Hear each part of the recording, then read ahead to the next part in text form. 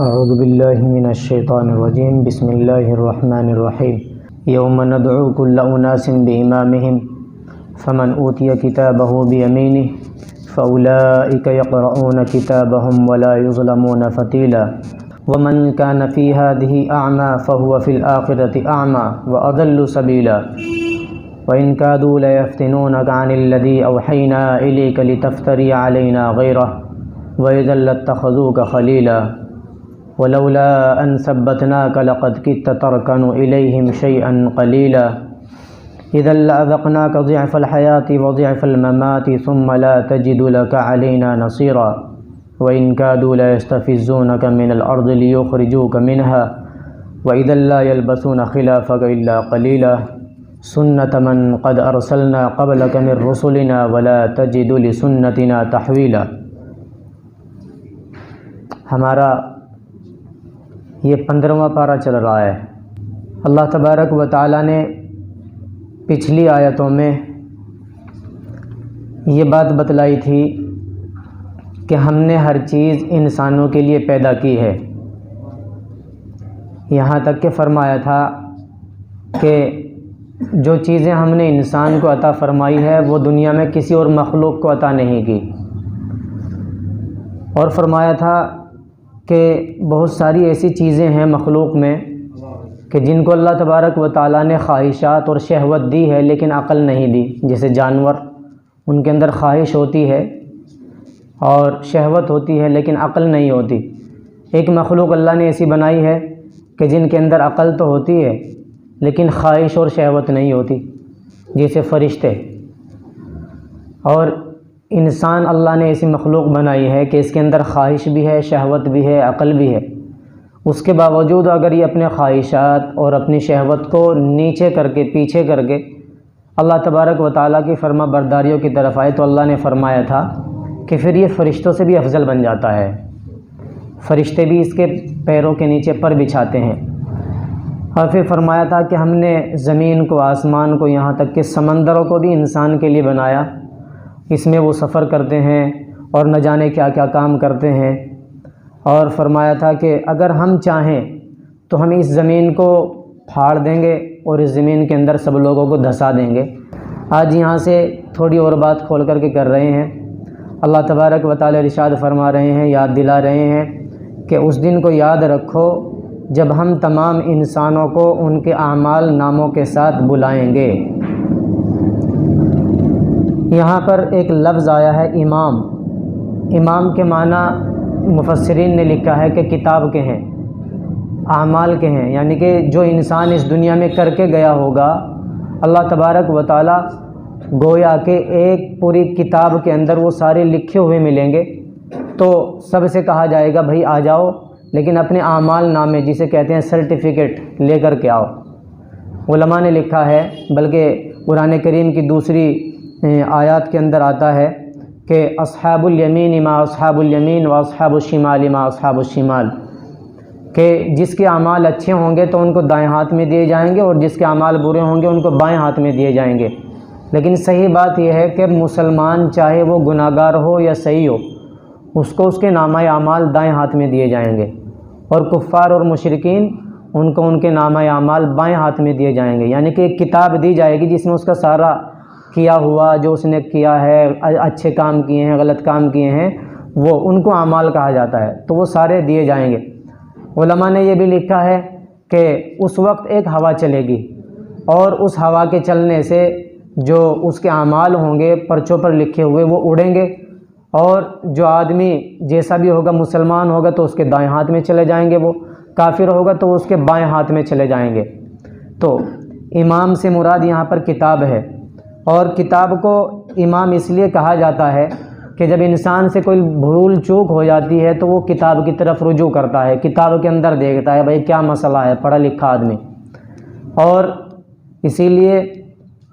امام کی طرف بھی رجوع جب ہوتا ہے کہ بھائی جب کوئی بات پیش آتی ہے، عام طور پر امام کی اقتداء کی جاتی ہے نمازوں کے اندر، کہ وہ لوگوں کا رجوع ہوا، تو جیسے امام کی طرف رجوع ہوتا ہے، امام کے پیچھے لوگ نماز پڑھتے ہیں، تو اسی طرح جو پڑھے لکھے لوگ ہوتے ہیں وہ بھی کتاب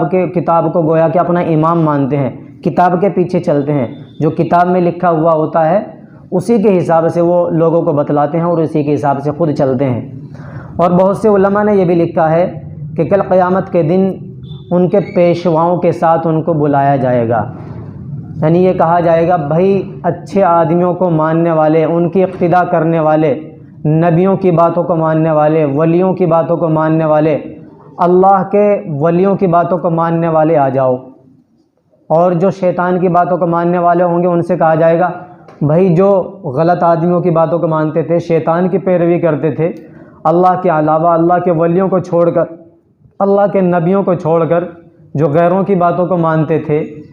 اب وہ آ جاؤ۔ تو اس وقت وہاں پر آئیں گے جو حضرت ابراہیم علیہ السلام کی قوم ہوگی، ان کو اس وقت جن لوگوں نے نبی مانا ہوگا وہ آئیں گے، حضرت یعقوب، حضرت اسحاق، حضرت نوح، جتنے بھی نبی ہیں، گویا کہ وہ ہر قوم اپنے نبی کے پیچھے ہوگی۔ ہم بھی اپنے نبی حضرت محمد مصطفیٰ صلی اللہ علیہ وسلم کے پیچھے ہوں گے۔ گویا کہ ہم سے بھی یہ کہا جائے گا کہ محمد صلی اللہ علیہ وسلم کے پیروکار اور ان کی بات ماننے والے وہ آ جائیں، اور جو ماننے والے نہیں ہوں گے تو ان کو انہی کے نام سے پکارا جائے گا کہ جن کو تم لوگ اپنا پیشوا، اپنا لیڈر، اپنا مقتدی سمجھتے تھے، آؤ ان کے ساتھ، ان کے پیچھے پیچھے چل کر کے آؤ۔ تو اس لیے ہمیں اور آپ کو چاہیے کہ ہم سب اللہ کے نبی صلی اللہ علیہ وسلم کو ہی اپنا پیشوا، اپنا رہنما، اپنا لیڈر اور اپنا سب کچھ مانیں۔ کیوں؟ کل قیامت کے دن تاکہ ہم کو جب پکارا جائے تو ہمیں یہ کہہ کر کے پکارا جائے کہ محمد صلی اللہ علیہ وسلم کے پیروکار، ان کے ماننے والے آ جاؤ۔ تو اللہ نے قرآن میں کہا ہے کہ اس دن کو یاد کرو جب ہم تمام انسانوں کو ان کے اعمال ناموں کے ساتھ بلائے گئے یا ان کے پیشواؤں کے ساتھ بلائیں گے، یہ بھی ترجمہ کیا جا سکتا ہے۔ پھر جنہیں ان کا اعمال نامہ داہنے ہاتھ میں دیا جائے گا تو وہ اپنے اعمال نامے کو پڑھیں گے اور ان پر ذرہ برابر بھی ظلم نہیں ہوگا۔ جن کے نامہ اعمال دائیں ہاتھ میں دیے جائیں گے تو وہ خوشی خوشی کے ساتھ پڑھیں گے۔ جیسے انسان ایگزام دیتا ہے تو اس کے بعد رزلٹ آتا ہے، اگر اچھا رزلٹ آتا ہے تو اس سب سے دکھاتا ہے اور خوشی کے ساتھ کہتا ہے کہ دیکھو میرے مارکس یہ آئے، اور اپنی باقاعدہ اسٹیٹس اور اسٹوری سب جگہ لگاتا ہے۔ اور جس کے مارکس کم آتے ہیں تو وہ چھپاتا پھرتا ہے اسے۔ تو کل قیامت کے دن جن کے نامہ اعمال دائیں ہاتھ میں دیے جائیں گے تو وہ خود بھی پڑھیں گے، خوش ہوں گے، اور باقاعدہ لوگوں کو بلا بلا کر کے دکھائیں گے کہ آ جاؤ یہ دیکھو، یہ اسے پڑھو، اسے پڑھ کے دیکھو کیا لکھا ہے اس میں۔ اور جن کے نامہ اعمال بائیں ہاتھ میں دیے جائیں گے تو وہ اپنے نامہ اعمال کو چھپاتے پھریں گے۔ تو کل قیامت کے دن سب چلا دیا جائے گا، یہ ہے بھائی تمہارے اعمال، یہ ہے بھائی جو تم نے کام کیا ہے، یہ ہے بھائی جو تم وہاں دنیا میں کر کے آئے ہو، یہ ہے تمہارے سامنے۔ تو اللہ نے فرمایا وَلَا يُظْلَمُونَ فَتِيلًا، فتیل کہتے ہیں اتنا سا، ذرہ برابر بھی، فرما رہے ہیں اللہ تبارک و تعالیٰ کسی کے اوپر ذرہ برابر بھی ظلم نہیں کیا جائے گا۔ ایسا نہیں ہوگا کہ اس نے کوئی گناہ کیا نہ ہو اور اس کے کھاتے میں وہ لکھا گیا ہو، ایسا نہیں ہو سکتا۔ اور یہ بھی اللہ کا عجیب معاملہ ہے، اللہ کا قانون ہے، جس آدمی نے جتنا گناہ کیا ہوگا اللہ تبارک و تعالیٰ اس کو اتنا ہی عذاب دیں گے، لیکن جس آدمی نے اگر کوئی اچھا کام کیا ہوگا تو اللہ تبارک و تعالیٰ اس اچھے کام کے بدلے اپنی رحمت سے زیادہ بھی دے سکتے ہیں، لیکن گناہ کا بدلہ اتنا ہی دیں گے جتنا اس نے کیا ہے، زیادہ نہیں دیں گے۔ یہ بھی اللہ تبارک و تعالیٰ کی رحمت ہے۔ وَمَنْ كَانَ فِي هَذِهِ أَعْمَىٰ فَهُوَ فِي الْآخِرَةِ أَعْمَىٰ وَأَضَلُّ سَبِيلًا، اور جو شخص دنیا میں اندھا بنا رہا وہ آخرت میں بھی اندھا بلکہ راستے سے اور زیادہ بھٹکا ہوا رہے گا۔ اندھے سے مراد یہ نہیں ہے کہ جو دنیا میں جن کو دکھائی نہیں دیتا اور جو بصارت سے محروم ہوتے ہیں، اندھے ہوتے ہیں،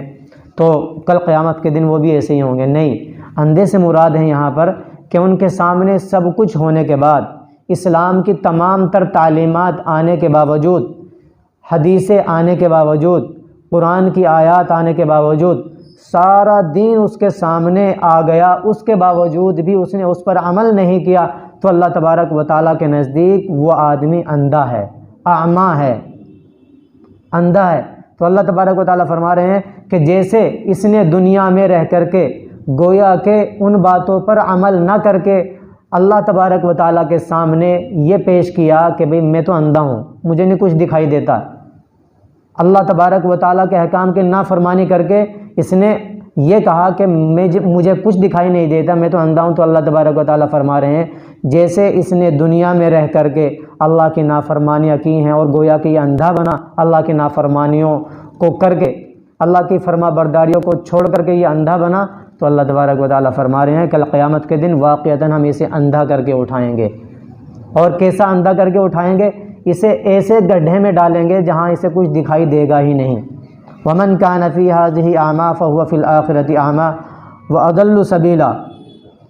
دنیا میں وہ حق دیکھنے سے محروم رہا تو اللہ تبارک و تعالیٰ آخرت میں بھی اسے نجات کا کوئی راستہ نہیں دکھائیں گے۔ جیسے دنیا میں اگر کوئی انسان کہیں جانا چاہتا ہو اور رات کو بہت زیادہ اندھیرا ہو تو اسے کسی ٹارچ کی ضرورت پڑتی ہے۔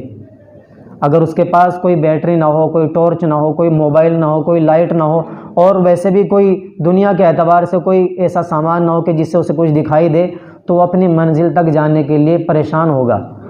اور کہیں نہ کہیں ٹکرا سکتا ہے، کسی گڈھے میں گر سکتا ہے، پانی میں گر سکتا ہے، نقصان ہو سکتا ہے۔ خلاصہ یہ ہے کہ اسی طرح کل قیامت کے دن ہماری منزل جنت ہے، اس جنت تک پہنچنے کے لیے اللہ تبارک و تعالیٰ فرما رہے ہیں کہ اس جنت تک پہنچنے کا میں اس آدمی کو راستہ نہیں بتاؤں گا اور اس کو نجات نہیں دوں گا جس آدمی نے میری نافرمانی دنیا میں کی ہوگی۔ جب وہ دنیا میں رہ کر کے میرے تمام اعمال سے بے خبر رہا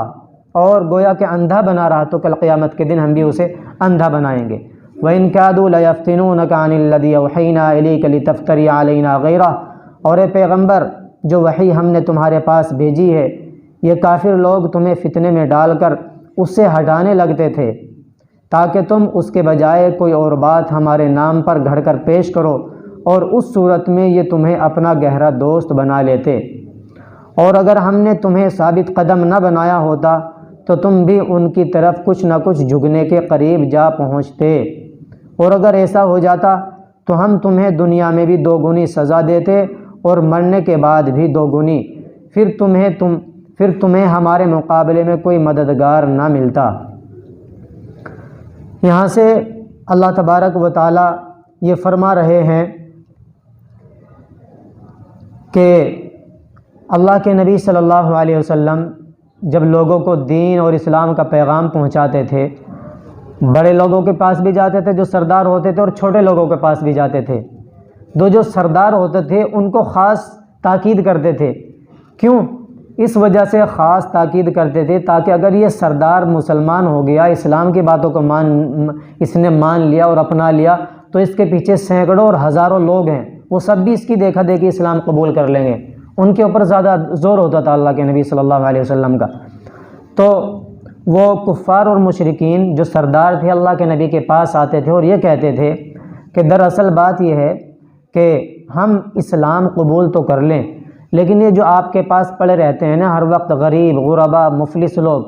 ہمیں ان کے پاس بیٹھتے ہوئے شرم آتی ہے اور ہماری عزت گھٹتی ہے اس سے، اس لیے آپ ان کو اپنی مجلس سے ہٹا دیں تو ہم آپ کے پاس بیٹھیں گے اور انشاءاللہ ہم اسلام بھی قبول کر لیں گے۔ تو اللہ کے نبی صلی اللہ علیہ وسلم کا دل نرم ہو جاتا تھا۔ اللہ کے نبی صلی اللہ علیہ وسلم کے دل میں یہ بات آئی کہ بات تو یہ صحیح کہہ رہے ہیں، تو صرف دل میں یہ بات آئی تھی تو اللہ تبارک و تعالیٰ نے یہ آیت نازل فرمائی کہ یہ لوگ آپ کو فتنے میں ڈال رہے ہیں اور آپ کو بہکانے کی کوشش کر رہے ہیں، آپ ان کے چکر میں مت پڑنا، یہ اسلام نہیں لائیں گے، بلکہ تمہارے کام یہی آئیں گے جن کو یہ لوگ آج کہہ رہے ہیں کہ ان کے پاس بیٹھنے سے ہماری عزت کم ہو جاتی ہے۔ یہ دنیا کے اعتبار سے اگرچہ غریب اور مفلس ہیں، لیکن اللہ تبارک و تعالیٰ کے یہاں ان کا وہ مقام اور مرتبہ ہے کہ ان سرداروں کا کچھ بھی نہیں ہے۔ تو اس سے معلوم ہوا کہ اللہ تبارک و تعالیٰ عام طور پر دین کا جو کام لیتا ہے وہ عام طور پر غریب، مفلس اور نیچے کے طبقے کے لوگوں سے لیتا ہے۔ اگرچہ بڑے لوگوں سے بھی بہت کام لیے اللہ تبارک و تعالیٰ نے،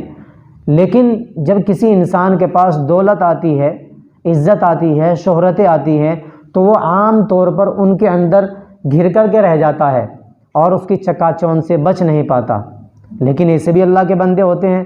سب کچھ ہونے کے باوجود، دنیا کی ساری دولتیں ہونے کے باوجود ان کے اوپر کوئی اثر نہیں ہوتا ہے اس مال و دولت کا۔ اور صحابہ کے اندر یہی بات تھی، صحابہ سب کچھ کرتے تھے، تجارت بھی کرتے تھے اور اپنے گھر بار کے ساتھ بھی جڑتے تھے، بیوی بچوں کے ساتھ بھی رہتے تھے، جہاد بھی کرتے تھے اور اسلام کے لیے انہوں نے وہ قربانیاں پیش کی کہ اگر وہ قربانیاں نہ دیتے تو آج یہ دین ہم تک نہ پہنچ پاتا، لیکن ان لوگوں نے اس دنیا کو اور اس مال و دولت کو اپنے دل میں نہیں بسایا، بلکہ صرف اس کو ضرورت کی حد تک رکھا، مقصد نہیں بنایا۔ اسی لیے ہمارے اکابر علماء اس جملے کو کہتے ہیں کہ دنیا ہمارا مقصد نہیں ہے بلکہ دنیا ہماری ضرورت ہے۔ مقصد ہمارا کیا ہے؟ مقصد ہمارا جنت ہے، وہاں جانا ہے۔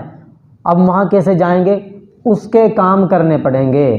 جنت میں جانے والے اعمال کرنے پڑیں گے، جنت میں جانے والے کام کرنے پڑیں گے۔ کیوں؟ اس وجہ سے کہ وہی ہمارا مقصد ہے، وہی ہمارا ٹھکانہ ہے، وہی ہماری منزل ہے، اور ہم دنیا کو ہی سب کچھ بنائے ہوئے ہیں۔ ہم نے دنیا کو اپنے دل میں بسا لیا، اور اس دنیا کی حقیقت یہ ہے کہ جو آدمی اس کے پیچھے جتنا تیز بھاگتا ہے تو یہ اس سے اتنا ہی دور بھاگتی ہے، اور جو اس دنیا کو دور ہٹاتا ہے تو اللہ تبارک و تعالیٰ اس کے قدموں میں لا کر کے ڈال دیتا ہے اس دنیا کو۔ حضرت مولانا محمد قاسم صاحب نانوتوی رحمۃ اللہ علیہ،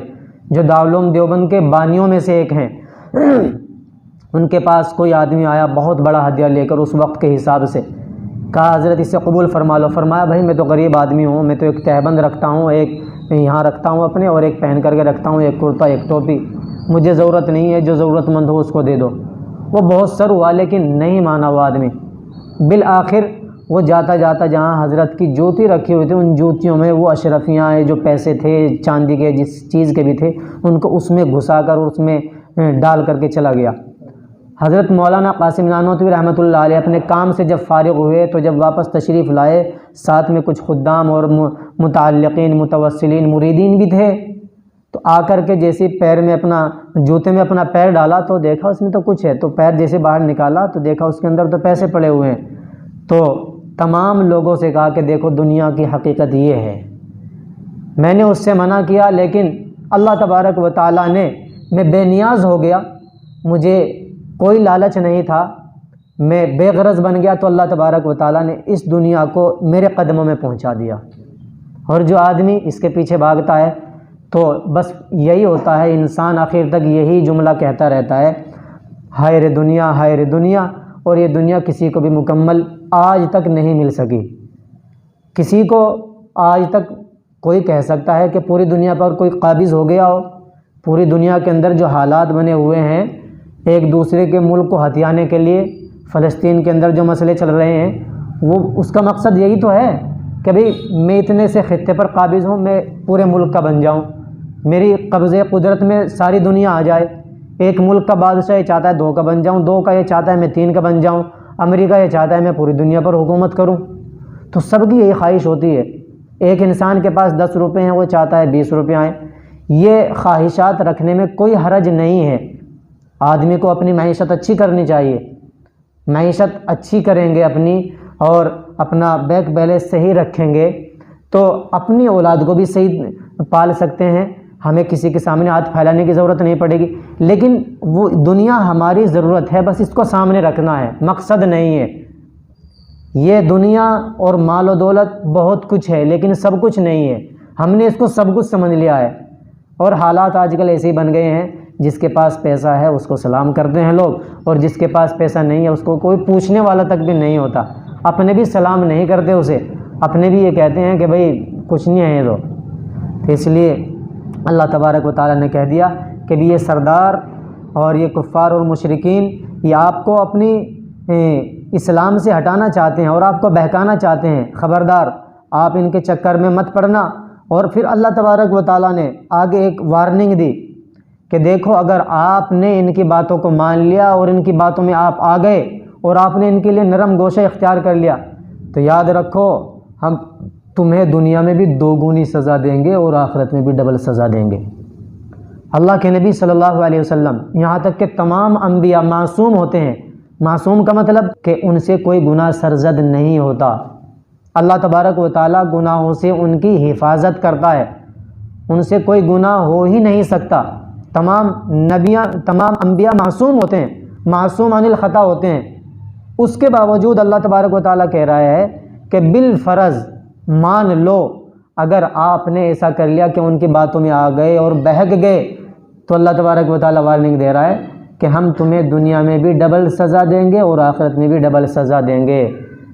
جب اللہ تبارک و تعالیٰ اپنے حبیب محمد مصطفیٰ صلی اللہ علیہ وسلم کو یہ کہہ رہا ہے تو جو عام مومن بندہ ہے، عام امتی ہے، کیا اس کے لیے وارننگ نہیں ہے کہ اگر وہ اللہ کی نافرمانی کرے گا، اللہ کی فرما برداری نہیں کرے گا اور اللہ کے احکام کو تار تار کرے گا، اپنے پیروں کے نیچے رون دے گا، شریعت کو، سنت کو، قرآن کو، ان تمام چیزوں کو، اسلام کو وہ کچھ نہیں سمجھے گا، تو اللہ تبارک و تعالیٰ اس کو ویسے ہی چھوڑ دیں گے؟ نہیں، بلکہ اللہ تبارک و تعالیٰ اس کی ضرور بھی ضرور پکڑ کریں گے۔ جب اللہ تبارک و تعالیٰ اپنے محبوب پیغمبر معصوم عن الخطا ہونے کے باوجود ان کو ڈانٹ پلا رہے ہیں کہ اگر تم نے ان کی باتوں کو مان لیا یا ان کی باتوں میں ذرا سا بہک بھی گئے تو ہم تمہیں ڈبل سزا دیں گے، اس سے پتہ چلا کہ جو آدمی اللہ تبارک و تعالیٰ کا جتنا مقرب ہوتا ہے، جتنا خاص ہوتا ہے، تو اللہ تبارک و تعالیٰ اس کی پکڑ بھی اتنی ہی کرتا ہے۔ عام طور پر ہمارے ذہنوں میں ایک سوال آتا ہے کہ ہم مسلمان ہیں، ہم مسلمان ہونے کے باوجود ہم پریشان ہیں، ہمارے پاس دنیا کے اعتبار سے مال نہیں ہے، پوری دنیا میں ہماری ذلتیں ہوتی ہیں، بے عزتی ہوتی ہیں، مار کھاتے ہیں ہم، حالانکہ ہم مسلمان ہیں، غیر اونچے جا رہے ہیں، عزتیں ہو رہی ہیں، دولت ان کے پاس ہے، شہرت ان کے پاس ہے، سب کچھ ہے، تو ایسا کیوں ہو رہا ہے؟ کیا اللہ تبارک و تعالیٰ ہم سے ناراض ہے؟ کیا اللہ تبارک و تعالیٰ کا نعوذ باللہ یہ انصاف نہیں ہے؟ ہمارے دل میں سوال آ سکتا ہے، اور بہت سے لوگ پوچھتے بھی ہیں کہ ہم مسلمان ہونے کے باوجود اتنے پریشان حال کیوں ہیں؟ تو اس کا جواب یہ ہے، نمبر ایک تو ہم مسلمان ہیں، ہم نے کلمہ پڑھا ہے، اگرچہ ہم کچھ بھی اچھا کام نہیں کر رہے ہیں، نمازیں نہیں پڑھ رہے، روزے نہیں رکھ رہے، زکوٰۃ نہیں دے رہے، اللہ کے احکام کی نافرمانیاں کر رہے ہیں، لیکن ہیں تو کلمہ گو، کلمہ پڑھنے والے مسلمان تو ہیں، لا الہ الا اللہ تو پڑھا ہوا ہے۔ جیسے ہی ہم نے یہ کلمہ پڑھ لیا، گویا کہ ہم اللہ تبارک و تعالیٰ کے مقرب بن گئے۔ ان کے بالمقابل کفار اور مشرکین جو کلمہ پڑھنے والے نہیں ہیں، ان کے مقابلے میں اگر ہم اپنے آپ کو دیکھیں تو ہم اللہ تبارک و تعالیٰ کے قریب ہیں، اور جو اللہ کا قریب ہوئی ہوتا ہے تو اللہ تبارک و تعالیٰ اس کا امتحان لیتا ہے۔ اور دوسری بات، جب ہم مسلمان ہیں، ایمانداری سے اگر دیکھیں تو ہم 100% مسلمان نہیں ہیں۔ جس دن ہم 100% مسلمان بن جائیں گے، پھر ہمیں یہ شکوہ کرنا بجا بنتا ہے کہ ہم مسلمان ہونے کے باوجود پریشان ہیں۔ ہم پہلے 100% مسلمان بن جائیں، پھر کہہ سکتے ہیں کہ بھائی پھر دیکھو کیا حال ہوتا ہے۔ اگر آپ اندازہ لگائیں، جمعے کی نماز میں ہم کتنے لوگ آتے ہیں، جمعے کی نماز پڑھنے کے بعد عصر کی نماز میں ہمارا کیا حال ہوتا ہے؟ ایسا محسوس ہوتا ہے جیسا کہ گویا کہ جمعے کی نماز پڑھ کر کے ہم نے اپنے سارے فرض ادا کر لیے اپنے اوپر سے، اور عصر کی نماز ان کے اوپر فرض ہی نہ ہو۔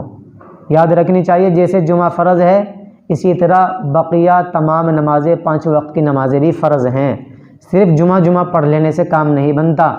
جیسے ہم جمعے کے مسلمان ہیں، اسی طرح اللہ تبارک و تعالی ہمارے ساتھ معاملہ کر رہا ہے۔ اور پھر یہ تو نمازوں کا معاملہ ہے، ہم دوسرے معاملوں میں دیکھ لیں، ہم اپنے آپ کو معاشرت دیکھ لیں، ہم ایک دوسرے کے ساتھ رہن سہن،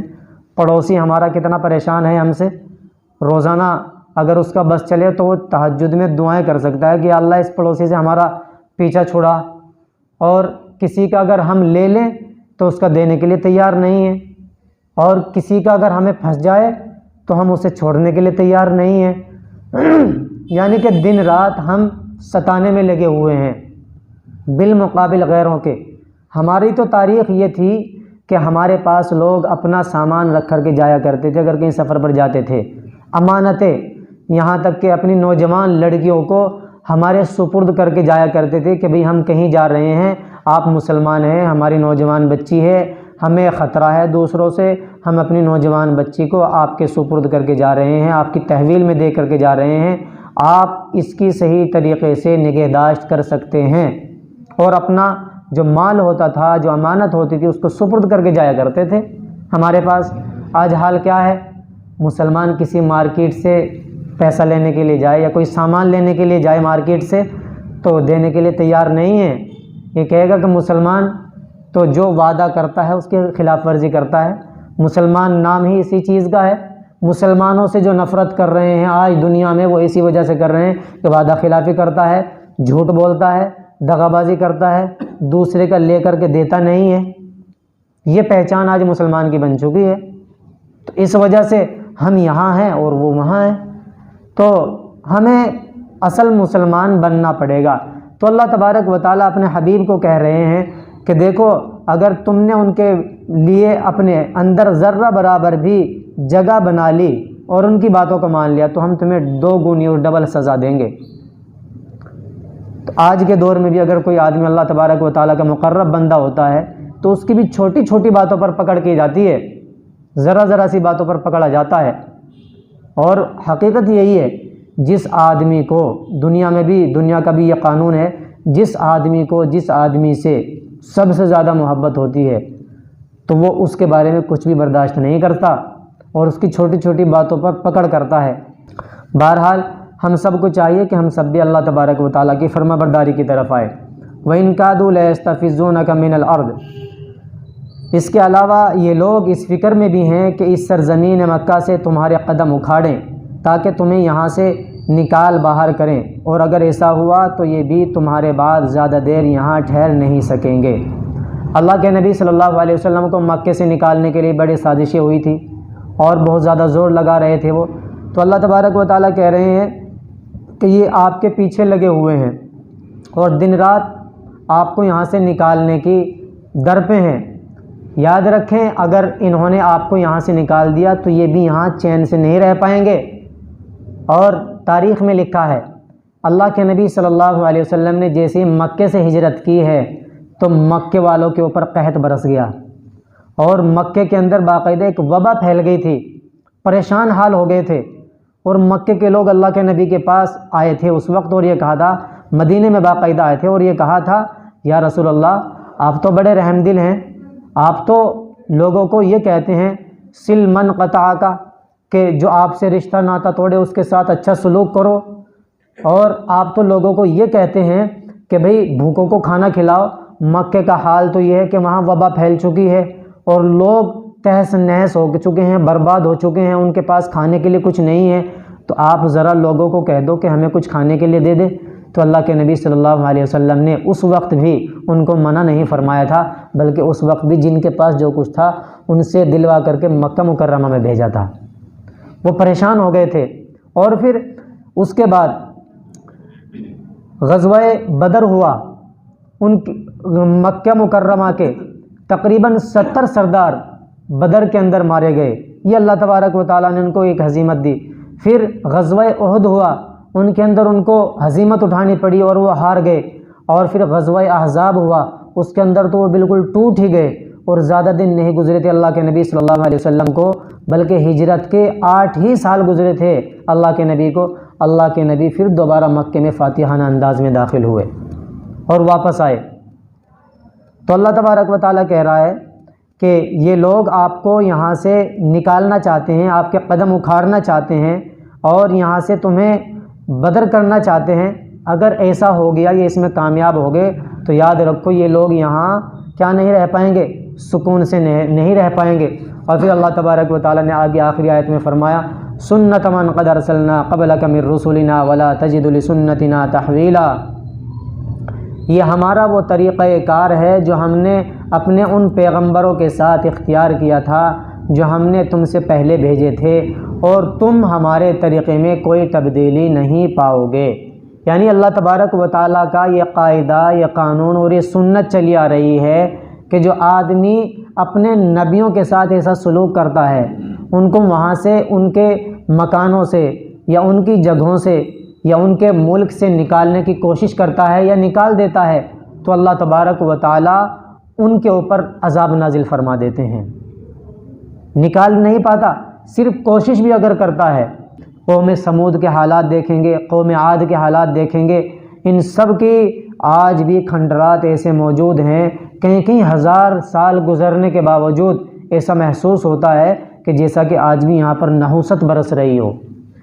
یہ وہاں پیغمبر اپنی قوم کو سمجھاتے تھے، بتلاتے تھے، کہتے تھے کہ بھئی قولوا لا الہ الا اللہ تفلحوا، اے لوگو اللہ تبارک و تعالیٰ کی مان لو، اللہ تبارک و تعالیٰ کے کلمے کی طرف آ جاؤ، اللہ تبارک و تعالیٰ کی فرما برداری کی طرف آ جاؤ، وہ قوم ان کو کچھ بھی نہیں سمجھتی تھی۔ اور یاد رکھیں ہمیں اور آپ کو اللہ تبارک و تعالیٰ نے دنیا میں بھی اتنا کچھ دے رکھا ہے سب کو کہ ہم اس کے مستحق نہیں تھے۔ اگر ہم اپنے اعمال کی طرف دیکھیں تو ہمارے اوپر تو روزانہ آگ کے کوڑے برسنے چاہیے تھے، لیکن اس کے باوجود اللہ تبارک و تعالیٰ کا لاکھ لاکھ شکر ہے، اس کا احسان ہے کہ اللہ تبارک و تعالیٰ نے ہمیں اور آپ کو دنیا میں بہت کچھ دے رکھا ہے، اور آخرت کے مقابلے میں یہ کچھ بھی نہیں ہے۔ تو ہمیں تو دراصل وہاں کی تیاری کرنی ہے، اور وہاں کی تیاری کرنے کے لیے یہاں کام کرنے پڑیں گے۔ دنیا ہمیں بیوقوف کہے، دنیا ہمیں